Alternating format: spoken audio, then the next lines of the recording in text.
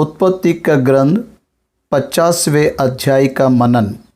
50वें अध्याय में 26 वचन लिखे गए। 26 वचनों की जानकारी। यूसुफ का पिता याकूब मर गया और यूसुफ ने उन वैद्यों को जो उसके सेवक थे आज्ञा दी कि मेरे पिता की लोथ में सुगंध द्रव्य भरो, मेरे पिता के शरीर में सुगंध द्रव्य भरो। तब वैद्यों ने इस्राएल के शरीर में सुगंध द्रव्य भर दी है। मिस्र देश में 70 दिन याकूब के लिए विलाप किए। पहले के 3 वचन में यह जानकारी मिलती है।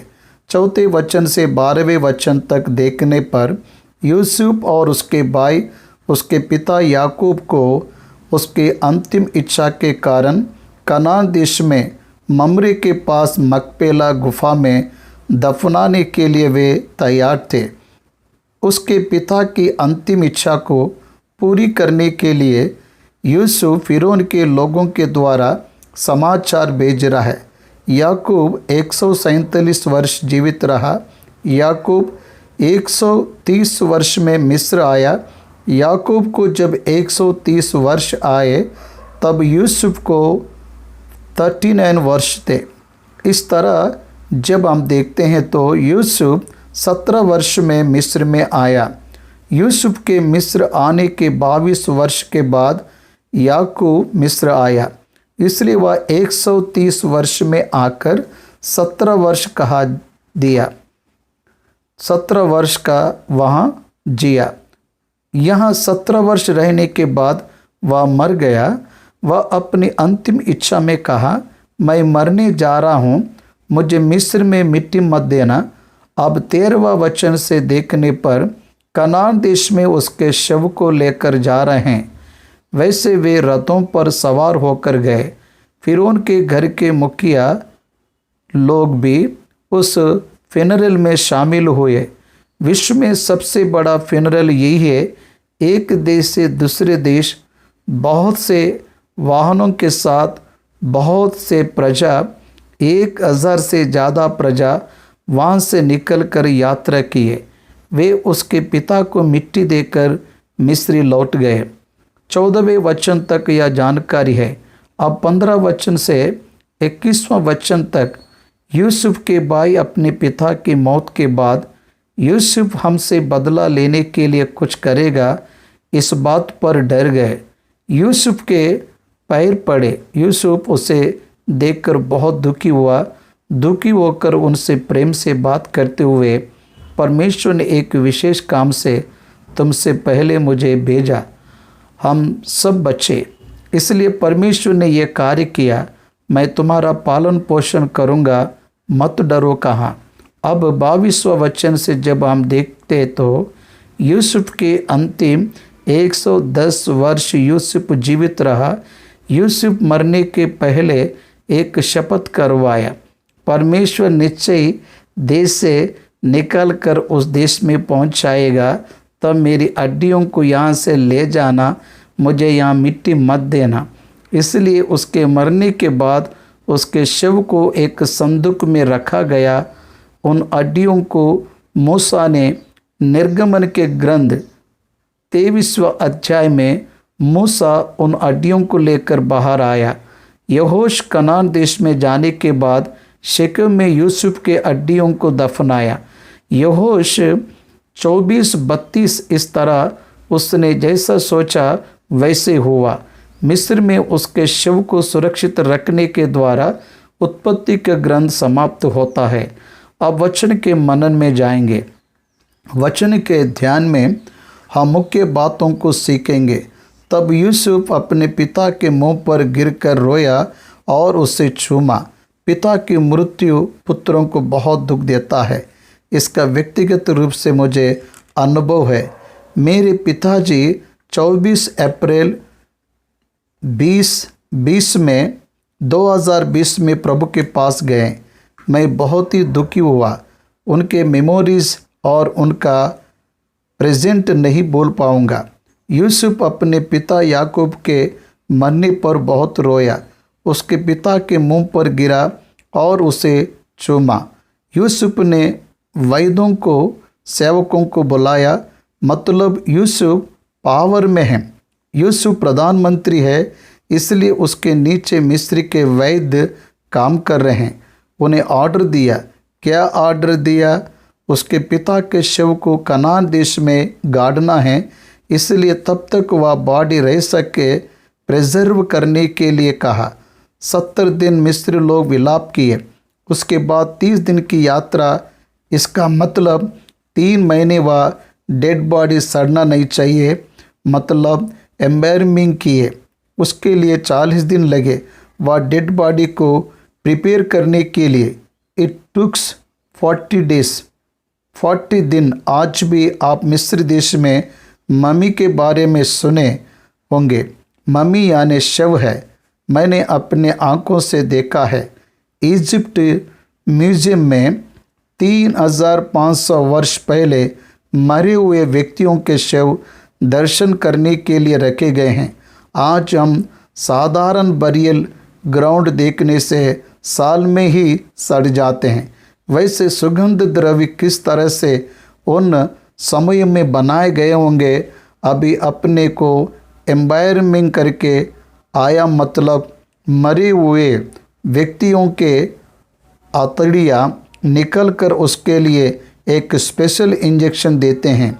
उससे कितने भी दिन वह डेड बॉडी वैसे ही रहती है। उसके बाद कुछ दिनों के बाद देखे होना प्रारंभ होता। विदेश में मरे हुए लोगों को लेकर आते समय इस सिस्टम का प्रयोग करते हैं। वैसे कुछ महीने तक रहने वाले डेड बॉडीज़ भी है। मिस्र देश ये बहुत विशेष है। इजिप्ट पिरामिड है, उसमें एक पिरामिड को ब्रेक करने के बाद मूसा के समय शासन करने वाले फिरौन की डेड बॉडी बाहर आया। वह और उसका पुत्र दोनों का शव भी पेटी मिली। उनमें रहने वाले गेहूँ, उस शव में रखे गए गेहूँ बाहर रखने से वह उगे, ऐसा इतिहास में बता रहा है। 3500 साल पहले यीशु मसीह के पूर्व 1450, अभी के 2000 मतलब 3500 वर्ष पहले के गेहूँ खेत में डालने से उगे बोलते हैं। उसमें मूसा उसके पास आया, उसके बड़ा बेटा मर गया। ऐसे निर्गमन के ग्रंथ को आमोदित करते हुए एक ब्रेसलेट, एक बलवंत झुंड उसके ऊपर लिखा हुआ देखे। इन दोनों में ध्यान दीजिए। इसलिए मिस्र के देश में शवों को सुरक्षित रखने की पद्धति है। यूसुफ की आज्ञा के अनुसार यूसुफ के पिता के साथ वैसे ही किए। 70 दिन पूरा मिस्र देश विलाप किया। 4वां वचन, जब उसके विलाप के दिन बीत गए तब यूसुफ फिरौन के घराने के लोगों से कहने लगा, यदि तुम्हारी अनुग्रह की दृष्टि मुझ पर हो तो मेरी यह विनती फिरौन को सुनाओ। फिरौन कितने भी बड़ा अधिकारी यूसुफ को देने पर भी, प्रधानमंत्री का पद होने पर भी, राजा बन के ही है, यूसुफ उसका सम्मान कर रहे हैं। उसके समीप रहने वालों से विनती कर रहे हैं, आप कृपया मेरे पक्ष में फिरौन से विनती करो। मेरा पिता मर गया, उसे कब्र में रखना है। उसके डिसिप्लिन पर हमें ध्यान देना है। बहुत से लोग सोचते हैं परमेश्वर के वचन के अनुसार चलने से क्या आशीष मिलेगा। परमेश्वर का वचन आदर योग्य है। इस अहमियत को बचाने पर आगे का व्यक्ति इम्प्रेस होते हैं। यूसुफ की आधीनता और यूसुफ का दीन मन उसके समीप वाले लोगों से विनती करने का तरीका देखने के बाद फिरौन ने तुरंत आदेशों को जारी किया। इसलिए फिरौन का आदेश रहने से ही मैं अपने पिता को ले जाकर वह गाड़ दूंगा, कह रहा है। मतलब without the government permission, without the permission of the king furrow, I can not go. देखिए, सरकार का सम्मान कर रहे हैं। यूसुफ ने नहीं कहा मैं प्रधानमंत्री हूँ, जो कहूँ वो हो जाएगा। राजा की आज्ञा चाहिए, राजा की आज्ञा के बिना देश से बाहर नहीं जाना चाहिए। इसलिए राजा अगर अनुमति देगा तब जाकर मैं गाड़ूंगा। बरियल परमिशन ले रहा है, पहले अनुमति के लिए अप्लाई कर रहे हैं। He followed the constitution of Egypt and परो। इसने सब नियमों का पालन किया। हमें ये बात सीखना चाहिए। कानून के अनुसार हमें अपने जीवन को देश के कानून के अनुसार करते हुए हमें जीवन को बिताना है। परमेश्वर के अधीन है ऐसा सोचकर अपनी मर्जी से नहीं जीना। अवसर मिला है इसलिए अधिकार का दुरुपयोग करना कभी नहीं सीखना चाहिए। यूसुफ के पास हमें यह सीखना चाहिए। प्रॉपर एप्लीकेशन कभी भी लागू होता लेकिन रिजेक्ट नहीं होता। द वे ही अप्लाइज, जिस तरह से एप्लीकेशन दिया उसे उसने देखा, इसलिए तुरंत आज्ञा को जारी किया, ले जा। इतना ही नहीं, जाने के लिए लगने वाली गाड़ियों को उसने ही दिलाया। सो यूसुफ अपने पिता को मिट्टी देने के लिए चला और फिरौन के सब कर्मचारी अर्थात उसके भवन के पुरनिये और मिस्र देश के सब पुरनियों उसके संग चले। सब एक तरह से पूरा देश खाली हो गया। सब अधिकारी उस अंतिम यात्रा में सम्मिलित हुए। याकूब को जो आदर मिला मैं तो सोचता हूँ और किसी भी बरियल में उतना आदर नहीं मिला। अद्भुत है। और यूसुफ के घर के सब लोग और उसके भाई और उसके पिता के घर के सब लोग भी संग गए, पर वे अपने बाल बच्चों और भेड़ बकरियों और गाय बैलों को गोशेन देश में छोड़ गए और उसके संग रथ और सवार गए। सो भीड़ बहुत भारी हो गई, बहुत बड़ा प्रोसेशन तैयार हो गया। जब वे आताद के खलिहान तक जो यरदान नदी के पार पहुँचे तब वहाँ अत्यंत भारी विलाप किया और यूसुफ ने अपने पिता के 7 दिन का विलाप कराया। आताद के खलिहान में के विलाप को देखकर उस देश के निवासी कनानियों ने कहा, यह तो मिस्रियों का कोई भारी विलाप होगा। इस कारण उस स्थान का नाम आबाले मिस्रेम मतलब मिस्र का विलाप। वैसा विलाप रोना कभी भी कनान देश के लोगों ने ना सुना और ना देखा।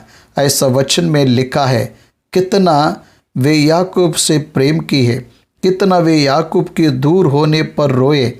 इसे देखने पर तब की हिम्मत अभी क्यों नहीं है, समझ नहीं आ रहा है। आज खून के रिश्तेदार मर जाने से उसके प्रति कर्तव्य को पूरा करने के लिए भी रिश्तेदार सामने नहीं आते। पिता मरने से बच्चे दूर रहते हैं। ऐसे परिवार को देखने से मन दुख से भर जाता है।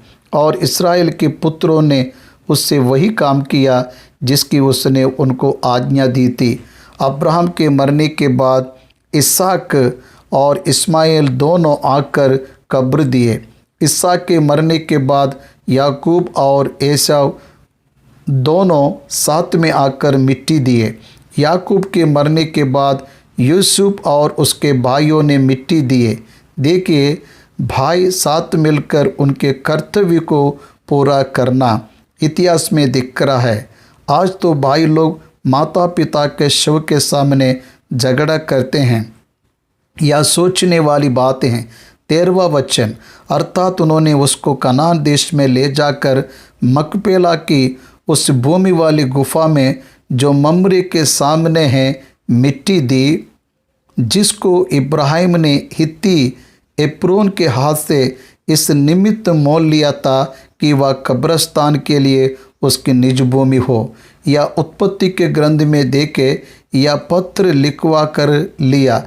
अपने पिता को मिट्टी देकर यूसुफ अपने भाइयों और उन सब समेत जो उसके पिता को मिट्टी देने के लिए उसके संग आए थे मिस्र में लौट आया। फिर उनके सामने सबसे पहले 5 जन जाकर हम थोड़े दिन यहाँ रहने के लिए आए बताए। अब थोड़ा समय, कितना समय हो गया, वह मिस्र में जाकर 17 वर्ष हुए। परिवार सब मिलकर गए, मतलब हमें 39 + 17 = 56 वर्ष। तब यूसुफ को 56 वर्ष थे। 56 वर्ष का यूसुफ है। उसे उस देश में जाकर जब हम ध्यान देते हैं तो ये 17 वर्ष, और जब हम पीछे जाते तो वह 22 वर्ष, मतलब लगभग 39-40 वर्ष मिस्र में रहा। तात्कालिक रूप से रहने के लिए जाने वाले वही 400 वर्ष रह गए, क्योंकि वचन पूरा होना चाहिए, इसलिए वे फिर वापस लौट गए। वापस जाने के बाद यूसुफ के भाई डर गए। जब यूसुफ ने भाइयों ने देखा कि हमारा पिता मर गया है, तब कहने लगे, कदाचित यूसुफ हमारे पीछे पड़े और जितनी बुराई हमने उससे की थी सबका पूरा पलटा हमसे ले ले। जाकर विनती करने लगे। इसलिए उन्होंने यूसुफ के पास ये कहला भेजा कि तेरे पिता ने मरने से पहले हमें ये आज्ञा दी थी। यही दर्शन तो यूसुफ को आया था। उसकी माता, उसका पिता और उसका भाई दंडवत करेंगे। वह दर्शन पूरा होने तक जब हम ध्यान देते हैं तो राहेल पद्दनाराम से आते समय एप्राता ही राहेल को मिट्टी दिए। उसके बाद कुछ समय याकूब ने कनान में निवास किया, लेकिन कनान आने वाला याकूब परमेश्वर के वचन के अनुसार मिस्र गया। तब उसकी माता नहीं रही। फिर भी वह दर्शन जो है सब उसको दंडवत कर रहे हैं, सब लोग उसको दंडवत कर रहे हैं। ये पूरा हुआ। इसलिए उन्होंने यूसुफ के पास ये कहला भेजा कि तेरे पिता ने मरने से पहले हमें ये आज्ञा दी थी कि तुम लोग यूसुफ से इस प्रकार कहना कि हम विनती करते हैं कि तू अपने भाइयों के अपराध और पाप को क्षमा कर। हमने तुझसे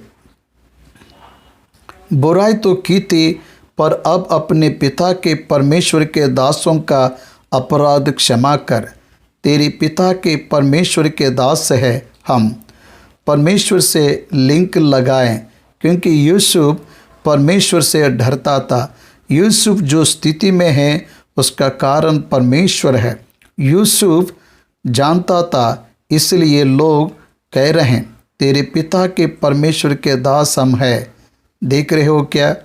इस्राएल बहुत बुद्धिमान है।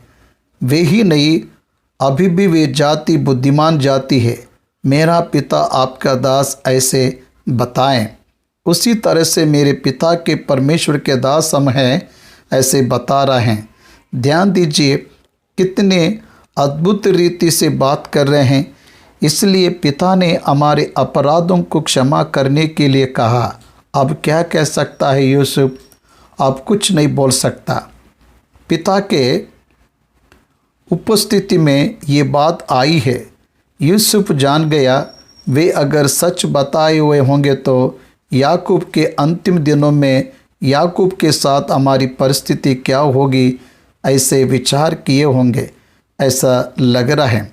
भाइयों ने एक समय में उससे द्वेष किए थे, उसी गड्ढे में डाल दिए थे, इस्माइलियों को बेच दिए थे।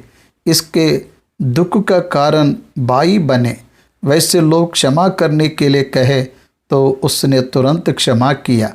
ये मसीह का मन है। मेरे पास आने वालों को मैं कभी नहीं ठुकराऊंगा, ऐसा यीशु मसीह ने कहा। यूसुफ ने अपने पास आने वाले भाइयों को नहीं ठुकराया, उनसे प्रेम किया, उनका पालन पोषण किया, उनके अपराधों को भूल गया। किसी भी बात को स्मरण ना रखते हुए उसने प्रेम से बात किया। यूसुफ ने कहा, यद्यपि तुम लोगों ने मेरे लिए बुराई का विचार किया था, परंतु परमेश्वर ने उसी बात में भलाई की विचार किया। परमेश्वर हमेशा सब भलाई के लिए करता है। अल्टीमेट क्लॉज भलाई है। ऊपर से बुरा हो रहा है ऐसा लगने पर भी उसका मूल भलाई ही है।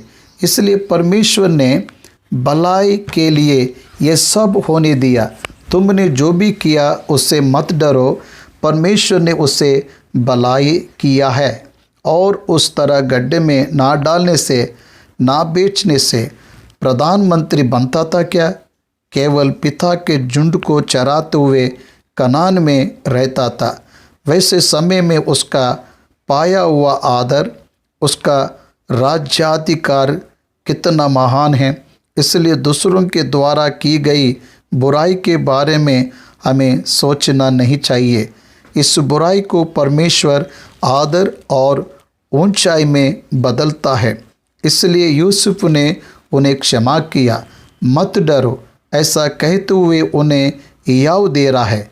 22वें वचन से हम अध्याय के अंत तक देखने से यूसुफ मर गया। यूसुफ 110 वर्ष जीवित रहा। आप देखिए, अब्राहम 175वां वर्ष, इसहाक 180 वर्ष, याकूब 147, यूसुफ 110 वर्ष ही है। यूसुफ ही नहीं, यहोशू भी 110 वर्ष जीवित रहा। मूसा 120 वर्ष। दाऊद के समय में आने पर दाऊद 70 वर्ष ही जीवित रहा। यूसुफ और 30 वर्ष ईयरली मर गया। इस तरह 110 वर्ष जीवित रहा, फिर मर गया। यूसुफ ने इब्राहिम के परपोते को देखा, मतलब पोते को परपोते को देखा। मनुष्य